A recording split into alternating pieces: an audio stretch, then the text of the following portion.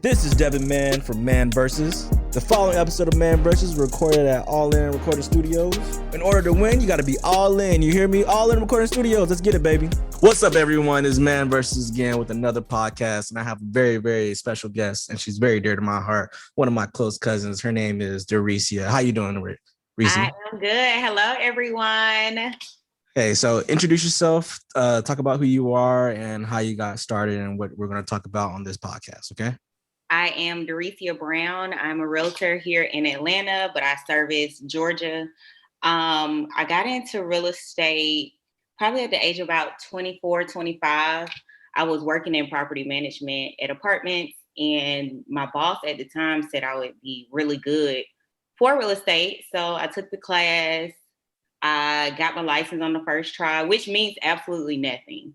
Literally, just because you passed the class does not mean anything about real estate. My first year of real estate, I made $0 and 0 cents, literally dead broke.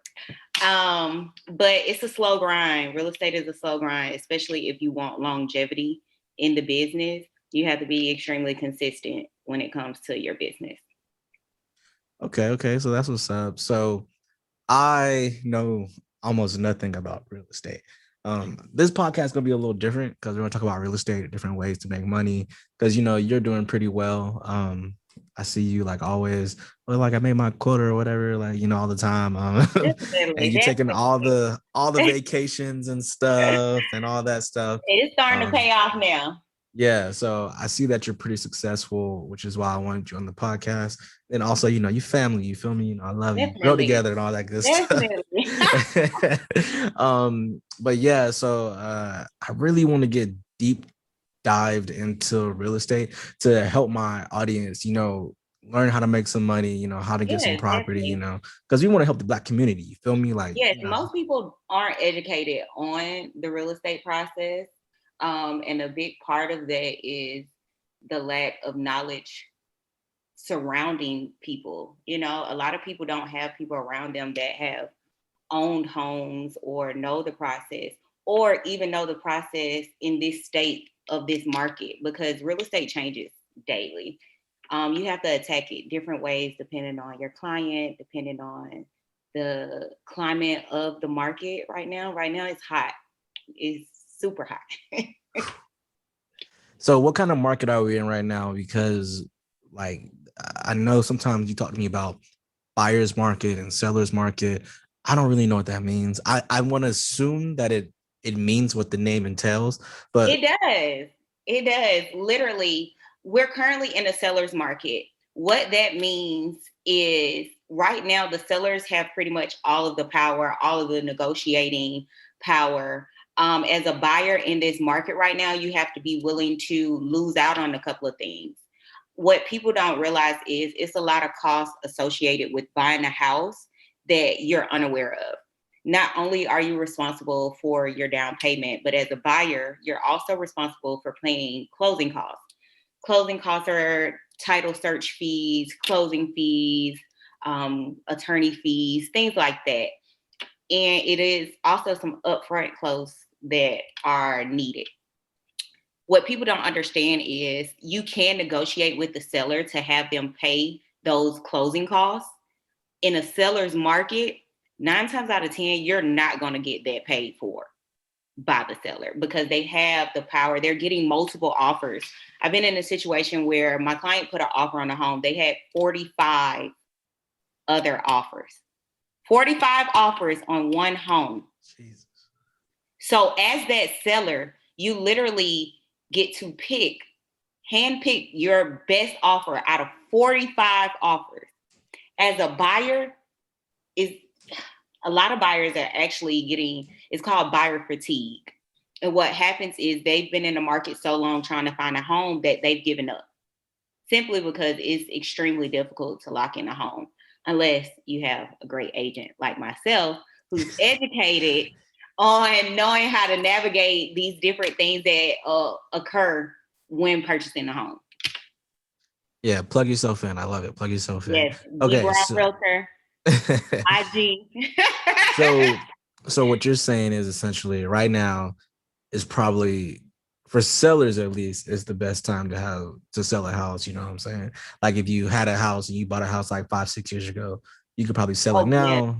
Oh You know, yeah. They're walking away. You know how they say they ran off on the plug? Right right now. now is the time for sellers to really capitalize on their investment. Some people are walking away from the table with 6-figure checks.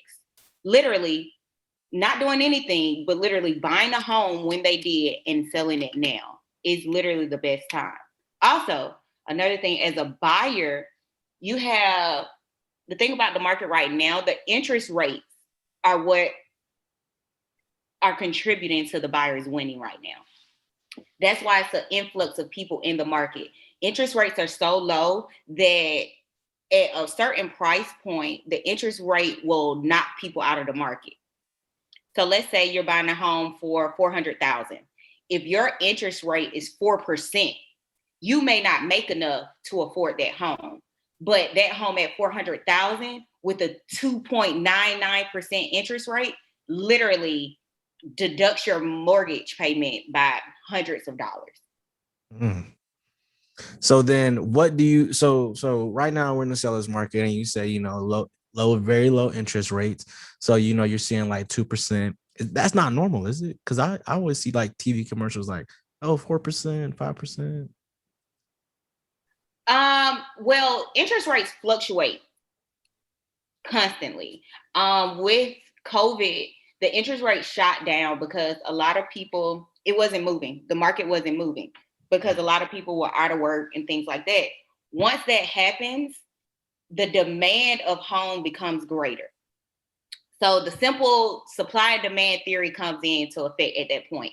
Once more people can afford housing, it instinctively raises the price because the supply begins to fall.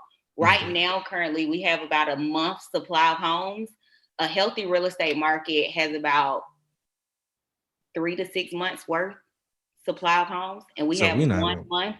so we not even close. We have one month. That's why new construction homes have become a big thing because they're needed. A lot of homes, we need homes like we need water because there's a lot of people in Yeah. this market right now. And real estate has such a huge effect on the rest of the economy that it can drive those prices up. If you look at the price of renting a home, that has escalated as well, simply because the price of owning a home has risen, that it has cut most first time home buyers out of the question. Like most people can't even afford to buy a home right now because it's just too expensive. With that happening, with people not being able to own homes, of course you have to rent something. So that supply and demand also raises, meaning everything is expensive. Like everything, Yeah. everything. Yeah, and the crazy part is like to get kind of off subject of real estate is like I'm really into cars like as of late for like the past like year and a half because I started saving up for the car that I just bought. I'm not even gonna say what it is, but yeah, but like even the used car market and the new car market, like it's Oh like yeah. the car that I bought in early March is now $10,000 more now. What's crazy is it's actually at this point cheaper to buy a brand new car than a used car. It has never been a time where you could buy a brand new car cheaper than you would have to pay for a used car. It's crazy. Yeah, and that's also contributed to the chip shortage that we're experiencing right now with the cars because like a lot of my friends they bought a car like probably 2, 3 years ago and they're getting emails from like the dealership saying like, hey, like we'll buy your car from you like at the price Yeah, that we gave it to you because literally, they're just gonna or upsell it. more, Yeah, or more. If, that's listen, if there was any time to make money, which is crazy to say in a pandemic, in a world shutdown. If it's any time to make money, now is the time to make money. Whether it's real estate, whether it's cars, anything like that. If you have a hustle, now is the time to cash in on it. Literally. yeah. So that's some good advice. Thanks for my listeners. But so when do you think that it's gonna become a buyer's market? And what exactly is a buyer's market? Okay. Let me give you the definition of buyer's market. Buyer's market is essentially the complete opposite of a seller's market. A buyer's market is when the buyer has the negotiation tools to win.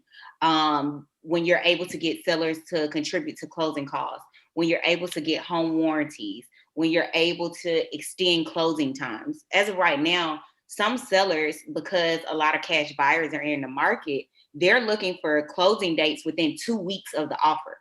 A typical time to close on a home is 30 days, 30 to 45 days. They're looking at a 14-day close. Cut it in half. Literally. So as a buyer, when it's a buyer's market, you have that buying power. You have more say so in a buyer's market, of course, than you would have in a seller's market. As far as when it would be a buyer's market, I have no answer to that. My only answer to that would be, let's first talk about this. I hear a lot of people say they're waiting on another recession and that's when I'm going to buy. I'm going to go out there and I'm going to do that. Sorry to bust a lot of people's bubble. Even if there were another recession, it wouldn't affect real estate to the extent that it did in the past. Let me tell you why real estate was affected as much as it was then. It literally goes back to supply and demand. At that time in 2008, 2010, so many homes had been built that the supply was too great for the demand at that time. A lot of people lost houses. A lot of people lost their jobs, things like that, and weren't able to purchase homes. So real estate was so cheap because it was such a huge supply of homes. Mm-hmm. At this point where we are now, I just said we only have 1 month supply of homes. With 1 month supply of homes, these prices are going nowhere. It's only going to keep going. The most it will do is plateau. It may just stay still. I don't see it dropping at any given time. It may just pause. It may not get any higher and it may not get any lower, but I know for a fact that it's not dropping. Like there's at all. In no foreseeable future is the price of real estate, especially Atlanta. Atlanta is the place to be right now. So many companies are coming and trying to locate in Georgia that is bringing a lot of out-of-towners. You know how they say, stop moving to Atlanta? It's not going to happen. Oh my God. Not going to happen. We're not that full. They're building homes everywhere. Don't say that. Please don't say that. We're so full. I'm being honest. We're so full. Have you not seen the traffic? A lot of people are coming here because Atlanta offers a lot of possibilities to grow as far as business, especially for Black people. It's literally a chocolate city, especially Metro Atlanta. So it's appealing to a lot of people to come here. And with that demand continuing to grow, prices are just going to get higher and higher, just being completely honest. Oh my gosh, man. Like that is the opposite. I think like what me and my viewers don't want to hear. Like I don't want to hear that at all. My job is to educate, whether you like what I'm saying or not. I have to give the real. And that's why a lot of my clients win. I never want people that I'm working with to have misguided information or not know exactly what's going on in this market. To win, you have to be educated and you have to know what you're going up against. You need capital in this market. If you do not have capital as far as hard money that you can touch, 401k, anything like that, it's going to be extremely difficult to secure a home in this market. And for people out there that don't know what capital is, so capital is another fancy, sexy term for like just money. So money on hand. Yeah, literally. Money on hand. A lot of people don't know that people with 401k, a lot of people hear that, oh, if I get money out of there, it's going to tax me. It's going to be a penalty. With a home purchase, if you're showing and have that contract that you're under contract to purchase a home, there's no penalty for you taking out of your 401k and things like that. That is literally funds that can go towards you purchasing a home and your down payment and things like that without being penalized. So you can use, so let's say you have like, let's say, you know, you've been saving your 401k since you were like 21 or whenever people graduate college, right? Yes. And then you get a job or whatever, and like you're 30 now. So you have almost 9 to 8 years worth of 401k saved up, probably around somewhere $40,000-$50,000. You're Tap saying that you into can take out like Tap 30,000. into it. Tap into it. Your 401k can literally cover your whole home purchase. Down payment. Now, down payment in the past, a lot of people heard about 20%. That's not the ideal thing at all right now. Think about it. Who has 20% to put down on a home? That's factual. That's crazy. Usually you're seeing down payment anywhere between 3 to 5% of the purchase price. Um, and is great. It allows a lot of people to be able to own a home because 20% is crazy. That's ridiculous. So then in this market, or like let's say for the next few years, right? Because a lot of my friends and a lot of people that listen to me are around like you're a little bit older than me because you know you're my older cousin, but like they're around Whoa. Don't make it seem like I'm just super old. It's like 2 years. I said a little bit. I said a little bit, a little bit, a little bit, a little bit. But so what would you recommend? Let's say I'm gonna assume that most people are probably gonna look for a house between that's like $200,000 to $400,000. Right. Most people like in my age and my tax bracket. So what would you recommend us saving? And how would you recommend? A good starting point right now would be $10,000. That's a good base amount to have in your account when looking to purchase a home. Of course, the more you have, the less stressful it'll be, because you can't necessarily determine the exact numbers simply because of taxes of different counties and things like that. That definitely drives the price, your mortgage amount. But typically, you're going to need 6% as far as the purchase price of the home. So say you're trying to buy a house for $500,000. You'll need 6% down, essentially, if the seller doesn't contribute anything to closing. That 6% includes your 3% for down payment, as well as closing costs are usually 3% of the purchase price as well, which brings your total to the 6% that you would need down. Okay, so you want to save about 6%, and you wouldn't recommend anything over 10% to have as capital to buy a house. I mean, if you got it, definitely. So, but okay, so you want a lot of things. A little wiggle room. Definitely, because like I said, you don't know exactly how much you'll need. So what we're talking about is cash to close. That's the amount of money it's going to take for you to close the loan and receive your keys. And the cash to close amount, like I said, could be anywhere from 3 to 6% of that purchase price. And you need that to close on a home. Okay, so 6% ideally. If you have more, that's even better because you have a little wiggle room to get your house. What county? Because you're everywhere. Like I've done some real estate photography for you, and I was like, man, we're like an hour away. Yes. So what counties would you say are the hottest, and what counties would you say probably like your top 2 or 3 or whatever, and which counties would you say like are more affordable and not as hot? Well, that's hard to say now. Literally anything inside the perimeter is hot. Anything within ITP? 285 is hot. Simply because the metro Atlanta area is so expensive that people have to venture outside of that. So everything is hot right now. If we're talking about taxes, Cobb County has expensive taxes. Of course, Fulton County has expensive taxes. A lot of people are moving south, Stockbridge, McDonough. Henry County has pretty affordable taxes. DeKalb County, of course. But it literally all depends on the specific location of that home. Yeah, you actually know what's really funny about you saying McDonough? I'm in a group chat with these other dudes, and we all have like our respective businesses, and we were talking about real estate.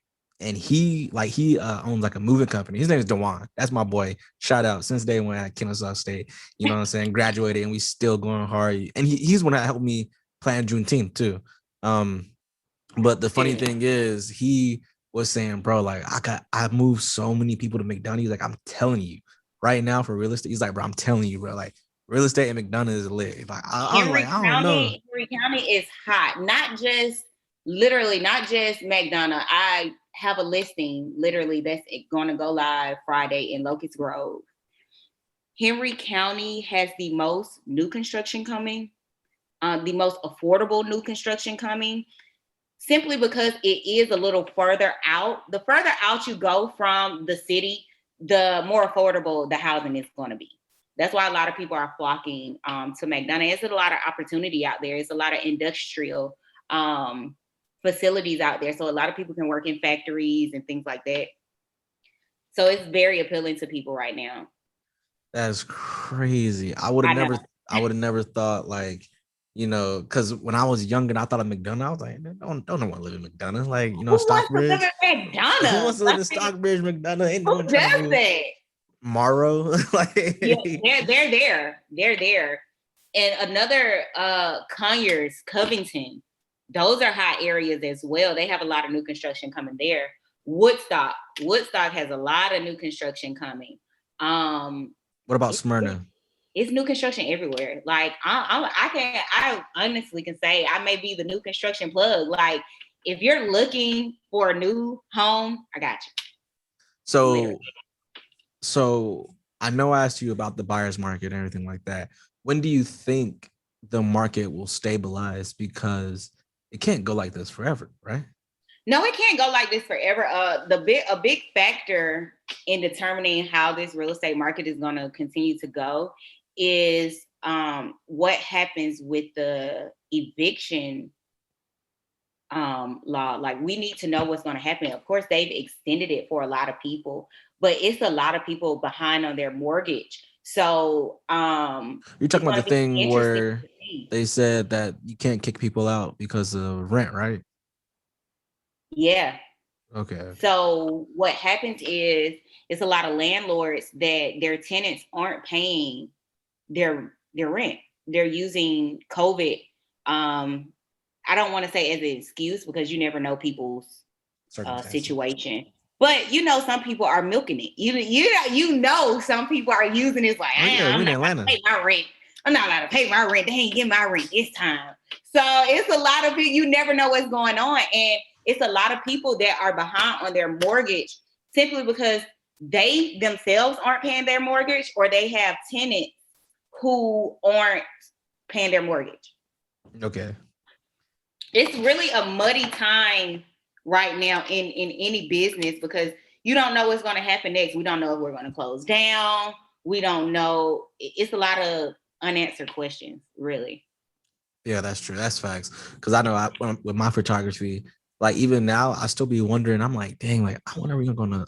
I personally think, given everything that I'm seeing now versus everything that happened last year, and by now I mean like literally like today, you know, the past week, considering what we saw last year in March, April, May, I think we're gonna go back on another lockdown. I personally think that just based off the numbers, the vaccines are not, because yes, people are still getting a vaccine and their vaccinations or whatever, but a lot of people aren't. And a lot of people are still traveling, and we have the anti-vaxxers and people like I was watching the news with my grandma the other day, and Texas, Florida had like the most cases they've seen since the lockdown last year. So they had they had like the exact same numbers from last year. So I was like, dang, that's like where most people are. Like that's where a lot of people are. I personally think we're going back on a lockdown. And I think that's going to make the market, you know, go even crazier. Yeah, people have nothing but time at that point. Especially, you know, you work from home. That's literally what we've seen in 2020.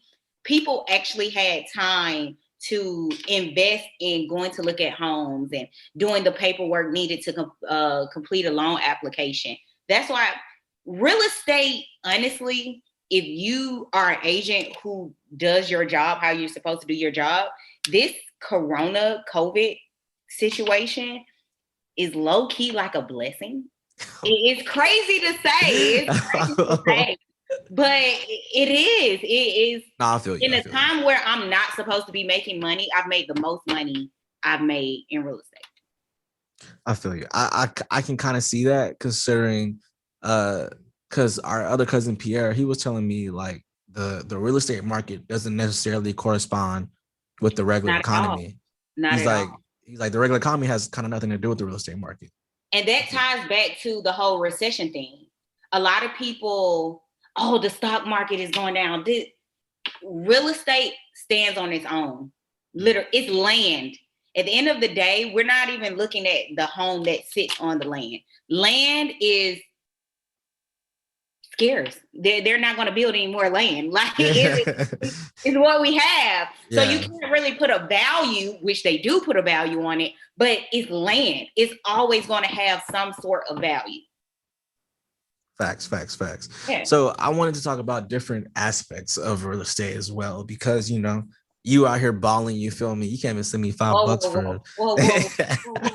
you can't even send me $5, man. We out here struggling.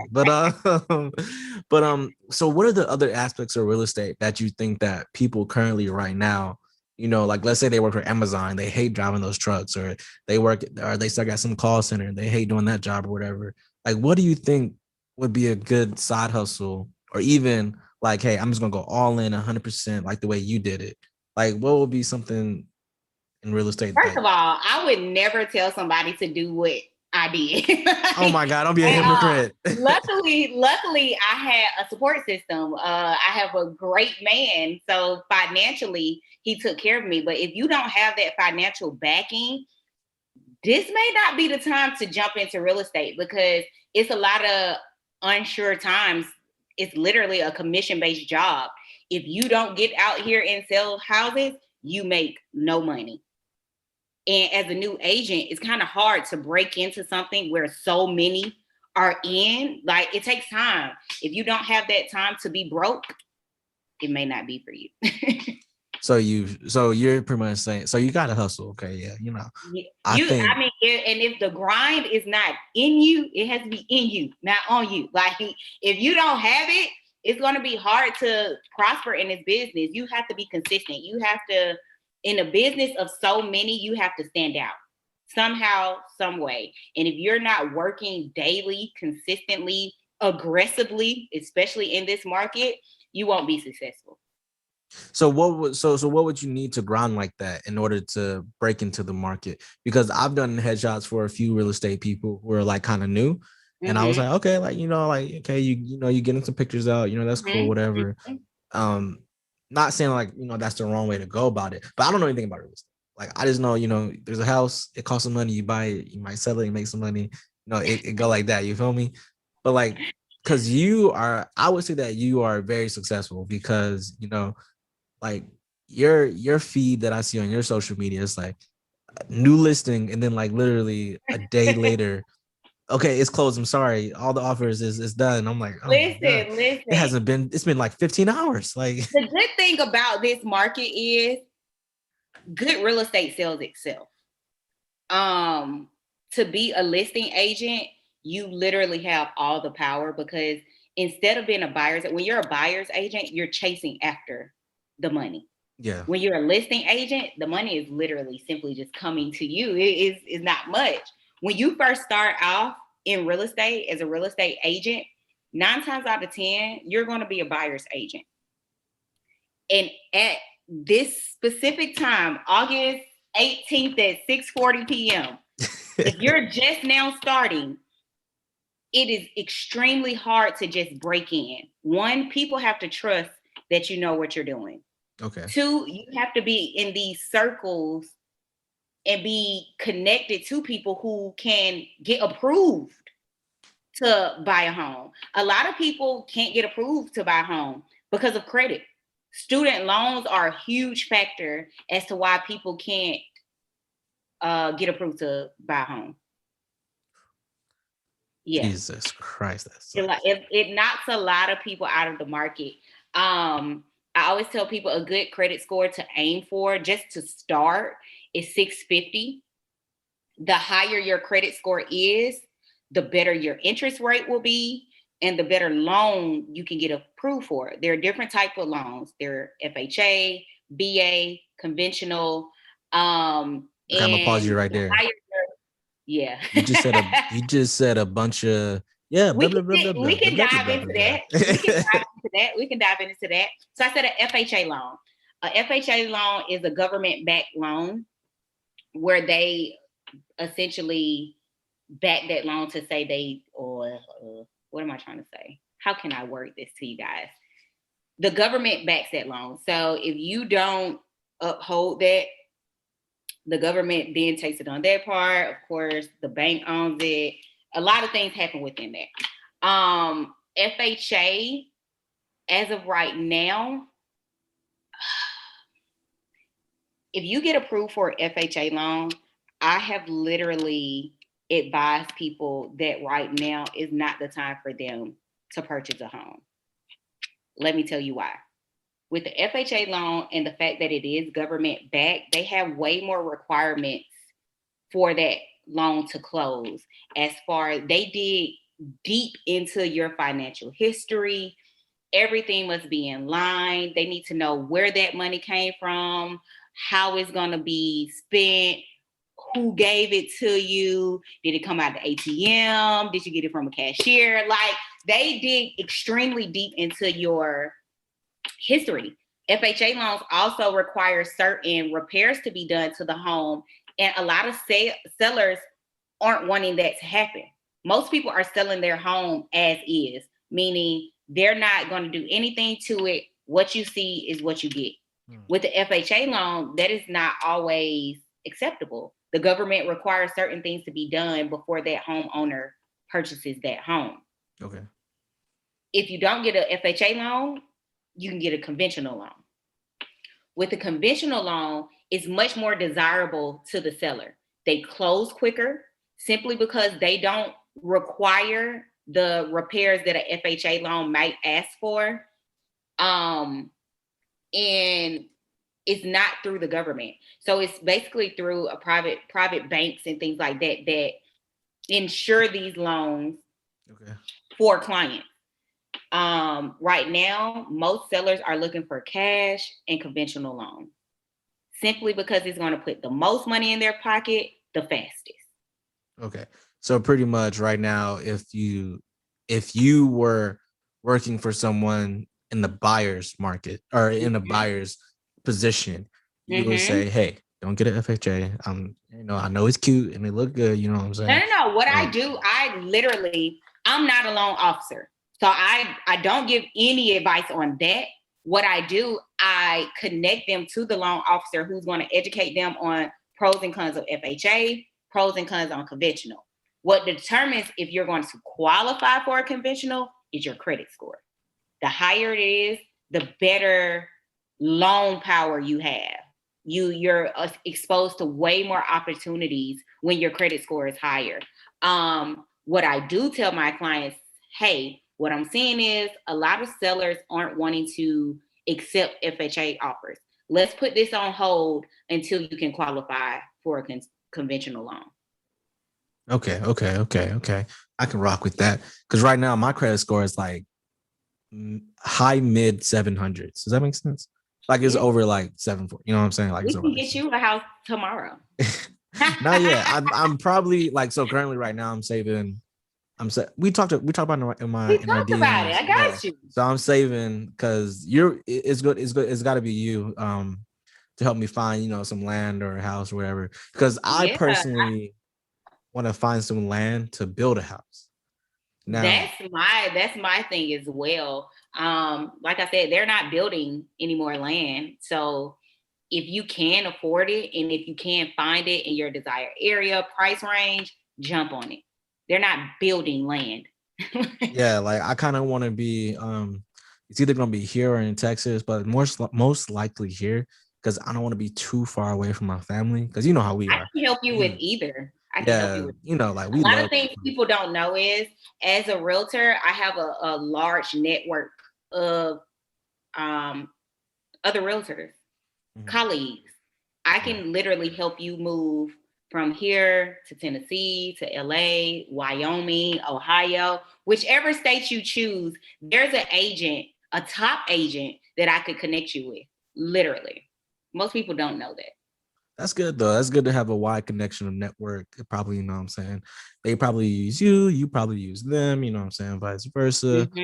But yeah, I definitely want to build my house. Because there's nothing wrong with buying a house, you know what I'm saying, that's already built, you know what I'm saying, that's cool or whatever. But like, I am very particular. Like, even my car that I got now, right? I paid a little bit extra to get like the seat color changed. Let me know how this Capricorn mind works. Please I'm stop. listening. I'm so I'm sick. listening. Well, because okay, right? In my mind, when you get a house, you're gonna live there for at least 5 to 10 years minimum. Like Agreed. bare minimum. You know, you might. Well, I beg to differ. I have a client. She purchased a new construction home last year. She's now purchasing and she's selling that home and purchasing another. She got engaged. So there are things that Okay, that's true. that. Yes. That's true. Got engaged. So now she's purchasing a home with her fiance and selling the home that she purchased on She her. coming up on a quick little buck. You know what I'm saying? No, seriously. Coming up on a quick little buck. She purchased the home last year. As of right now, that home is going for probably 50 to 60,000 more than what she paid for it last year in July. God. Yeah. I wish I had a house right now I could just sell it. Oh yeah. Like I just it depends. If you have a good house, don't sell it. A lot of people, let's take Kirkwood, for example. Because a lot of people talk about gentrification. Like the area, right? Kirkwood? Yes. Okay. So a lot of older Black people own real estate in Kirkwood. What people did, they came in, bought the homes cash, tore it down completely, or added a second level. Those homes are now probably 200,000 more than what the people probably paid for it.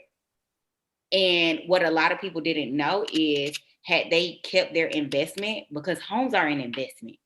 Yeah. If you're looking for quick money, it can work. If not, homes are a good thing to have because they're assets. They don't appreciate. When you drove off the lot in your car, it depreciated. Yeah. Literally, the moment you turned and you were out, it depreciated. Homes don't do that. Most homes hold their value. So it's always going to be an asset to people. So having a realtor that can guide you and help you determine what's best for you and your needs. Mm-hmm. Say you want to have a home and you want to have a portfolio of rental properties. As a realtor, I would find you something that will hold its value, if not raise in value as time goes. I wouldn't find you a home in a neighborhood where I know most people not going to stay here. Like, have you ever seen a home and it's like, how are you selling that? It's like murder down the street, drugs in the community. Like some things you can look at and tell that it's not worth the purchase. Yeah, that kind of makes sense. I do agree with you on that because I know, one of our cousins sold their house and they made a lot of money off of it. And even in like, you know, where I live down south, like the area itself is becoming more developed. Like, you know, they're adding hotels, they're adding like more restaurants, you know, they're even doing that here in Kennesaw. Yeah, they're doing that here in Kennesaw. Like they said that Kennesaw is like the baby Atlanta of Georgia. And with Kennesaw coming up, that in turn raises prices in Canton, Woodstock, all of those areas that were untouched. It's a lot of new construction coming there because the growth of the inner city literally just spills out into these out of the perimeter areas. Who would ever think to live in Canton? That is facts, actually. A lot of people are moving to Canton. It's crazy. Who would not live in Canton? And there's a lot of land in Canton too. Like it's a lot of land in Canton, and it's a lot of new construction developments that are coming into Canton simply because there is nothing that's affordable and gives you the privacy and the land that you could get in these areas that aren't inside the perimeter. That's what's attractive to a lot of people. Oh my It's God, not as yes. expensive, and they get the land. The houses aren't what a lot of people say on top of each other. Oh my God. It drives me like when I'm looking at houses, because sometimes I look at like house porn, right? Like you ever look at house porn? Like just looking like, oh, like, there's a two different, like it's so, Well, I see a lot of houses every day, so it's yeah. different.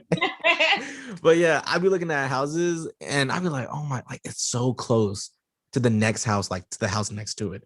I'm like, Mm-hmm. there's no real backyard, there's no real front yard. You have like a little 10-foot patch. I'm like, I need room. Like the house, like down south, Yeah. we're sitting on like probably I think I want to say like probably like an acre and a half maybe, Oh yeah, and definitely. it's like so much room. So You know, peaceful. like we have neighbors. You know what I'm saying? They cool and all, but it's not like I can touch their Yeah. house. Like I Yeah. gotta walk across the street. You know what I'm saying? Like yo, what's up, You man? can't You hear them good? arguing. Oh my God, you can't hear them arguing, bro. Like I can't. But I what's don't. crazy is that appeals to certain people. The good thing about real estate is That's crazy. it's something out there for everyone. Some people don't want that maintenance that comes with a large yard. Some people don't want that bill. It's like even if I'm not cutting it, I still may have to pay somebody to do that. Oh my Some God. people like the fact that it's a minimum work that has to go into the exterior of the home. Oh, that It's is literally a so. house out here for everyone. What you would say no to is someone's definite yes. Like, oh, no yard? That's great. Like, No, oh my God. I see like when I have shoots in Atlanta, sometimes for like events or like, bridal showers or whatever. Like I look at I'm like, oh my God, like there's no backyard, there's no front yard. Oh my God. Like I'm just driving down the neighborhood. I'm just like, there's nothing here. Like the house, don't get me wrong though. The houses, chef's kiss, yeah, beautiful, yeah, gigantic, huge, yeah, 3, 4, 5 bedroom, three yeah. bathrooms. Oh my God, I love it. Car garage, everything. But it's like your house is like 20 feet away from another house, like 10 feet away. I'm like, Yeah. I could touch your house like just by standing in the middle. I personally can't do it because like I need my space to breathe. I want to, have my cookouts, the family and everything like that. Literally, especially since we come from a big family, the fact that there's no way to park, first of all, they're not going to cuss me out because there's nowhere to Oh yeah, park. we used to be like 30 cars deep.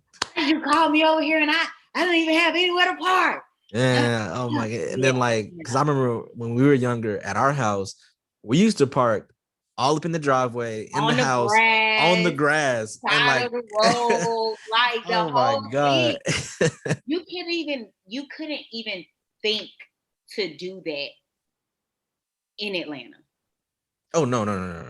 You at got park all. on the street somewhere or pay for parking. Yeah, You you can't have to even do it. pay for parking, and a lot of things.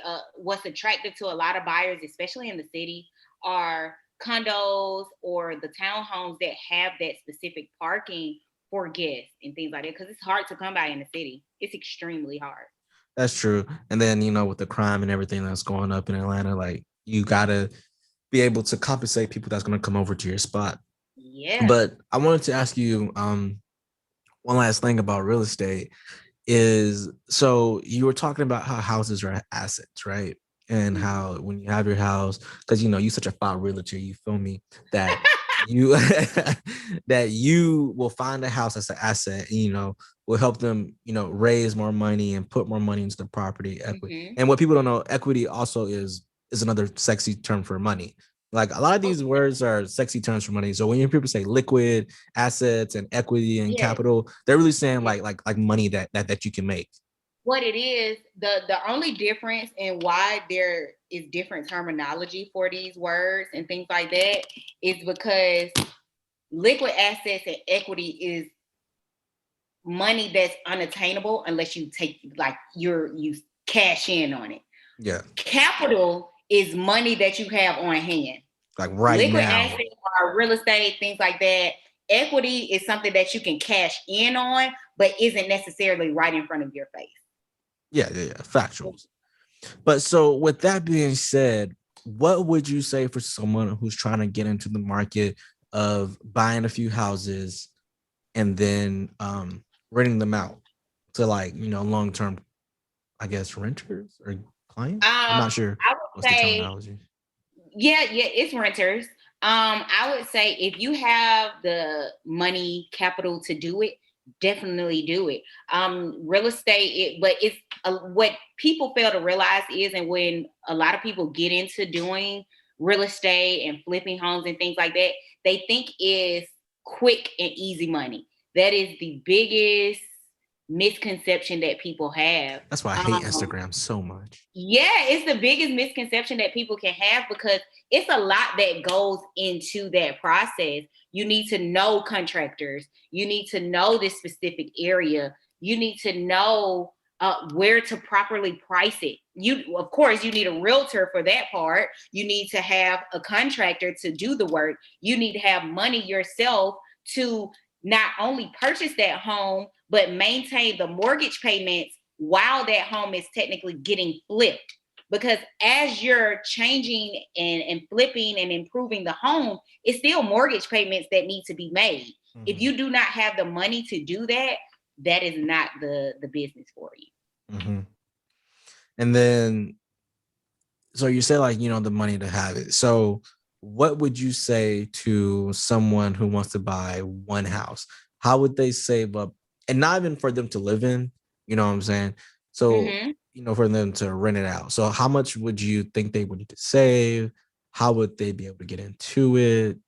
Things like that.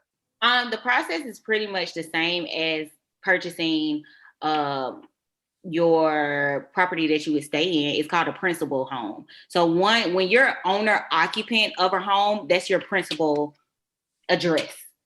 When you are purchasing a home to invest, of course, that's an investment. It's the same process. You would get approved for a home loan unless you're a cash buyer. If you're a cash buyer, you would show proof of funds, whether it be bank statements, well, it would be bank statements, or a letter from your bank stating that you have the cash to cover that purchase. I always tell people, when you're thinking about purchasing a home, literally you need to have at minimum 6% of that purchase price. If you're looking to invest in that home, if that home is not move-in ready to the point where you can purchase it and someone can move in the next day, you need what's it called? Operating expenses. You need to have a separate budget for operating expenses. Okay. So you need to have, I would say, 3 months worth of mortgage payments. You need to have, basically, you need money. Like, there's no way this can be done without someone having money, especially right now, because previously down payment assistance was a big thing. A lot of people were able to get down payment assistance. And what that does is it may cover a portion of your down payment. It may cover all your down payment. It may cover your down payment and closing costs. With the state of this market and with it being the seller's market, a lot of people aren't accepting down payment assistance. And what that down payment assistance did was it allowed a lot of people who didn't have that much capital to save on the down payment end of it, to where they didn't have to pay that. So that money that they had that they would have used towards down payment was used as their operating expenses. So they could use that money elsewhere instead of paying down payment. Is that why like so many, I guess, famous Instagram people have been able to like finesse, be like, oh yeah, I bought like 5 properties. I'm like, how did you do what? Like, how's that even possible? Honestly, I don't believe anything I see on Instagram. Same. Which is probably horrible to say, but I don't. You can never truly vet these people to determine if what they're saying is real. You literally have to do your own due diligence to really, before you get into anything, you need to do your own research, because people can finesse you quickly. Yeah. Just if they sound like they know what they're talking about, people feed into that. And it could be total BS, but you would never know it because you didn't take the time out to do your own footwork to know what you're getting into. No, I completely agree, because like, I don't know if y'all see it on your Instagram, but I see it on my Instagram all the time. And it's like, a couple white dudes, a couple black dudes, like the light skinned guy or whatever. And he's like, oh yeah, I got this property for this much and I sold it for this much and did this much. I'm like, you make it sound so like they say that if you know 10% more than someone, you sound way smarter than them. So like they'll be like, oh yeah, he knows what he's talking about. I'm gonna do what he's No, the thing about Instagram is another thing you don't know is people's starting point. Yeah, he may be doing that now, but he's not going to tell you what happened at the beginning. He's not going to tell you the grunt work, the dirty work, all that had to go into him getting to that level, or just maybe BS. You never know. Like I tell people all the time, never take anything you see on Instagram as face value. Simply because I'm a realtor, I know other realtors in the business. You know the movers and shakers, and you know the people that have fluffed up their Instagram. Yeah, you know, to look see a lot of pictures of houses. They take a lot of videos of houses, but it's never a closing. The only time you really know somebody has made money in real estate is if a closing occurs. Whether they post that or not, that's different because some people choose not to. Some people with Instagram, you don't know. You don't know. Like you literally don't know. That's true. Cause even with my photography business, like I'm booked, till September. And it's like I don't really post everything because I wait for seasons, right? Like seasons in my market to get things going. Like fall season is really, really good for me because for some reason is more birthdays in the fall and it's a lot of anniversaries in the fall and it's a lot of graduations in the fall. So like the best people were born in the fall. Me, okay. I named my daughter Autumn, so I have a thing. You should have had a D name. I'm just gonna say that out loud. Okay, we're gonna go past that. That's gonna be a whole nother podcast. Let's not go there. I would have liked the name Devin, but hey, okay. Let's not go there. Okay. But I do want to thank you so much for coming out your busy schedule so much to get on the podcast. And this is probably like the only podcast where I've talked like barely any, and my guest has talked like way more than me, but I know nothing about real estate. Like I'm not even gonna lie. I like it's literally my job to educate people on real estate. So I could literally sit here and talk to you probably the rest of the day. Would I want to? No. But I could. Oh my God. Yo, that's crazy. But any closing remarks that you have out here for the buyers and sellers and that could be potentially listening on my podcast, just close it out. In this market, be smart. Be smart with who you choose to work with. Do your due diligence on the realtor you choose to work with, on the loan company you choose to work with, even especially in new construction, the home builders you choose to work with. Another thing to note and to remember when going to new construction, always have your own representation. Always have your own realtor. The people that sit at the desk and that work at these property sites for new construction, they work for the builder. They do not have your best interest at heart. They have the best interest of the builder. Please go in with your own representation, preferably me. My name is Deresia Brown. I can be reached at 404-285-0477. Email DeresiaBrown@kw.com. Follow me on IG at @DBrownRealtor_. And I'm here to service all your real estate needs. All right. Thank you so much. That was Deresia Brown, the real estate expert. She's out here doing her thing in Atlanta. All, ITP, OTP, you feel me? Everything like that. And for those that are not from Atlanta, that means inside the perimeter, outside the perimeter. My bad. But for those of you who don't know that, you guys really need to contact me. I am from Atlanta. I got you. I could be your personal tour guide to this city.